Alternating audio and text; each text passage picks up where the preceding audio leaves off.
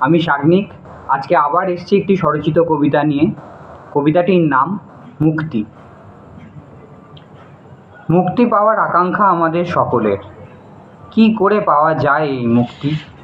কর্মের মাধ্যমে নাকি সামাজিক অনুশাসনকে ভেঙে? মুক্তি মানেই কি বেপরোয়া হওয়া, নাকি আরও দায়িত্বশীল ও কর্তব্যপরায়ণ হয়ে বাঁচা?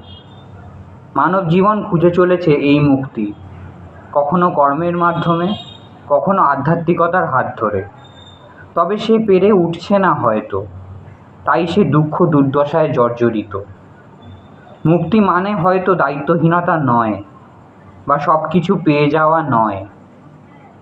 যা আছে তাকে আঁকড়ে ধরে সুন্দরভাবে বাঁচা।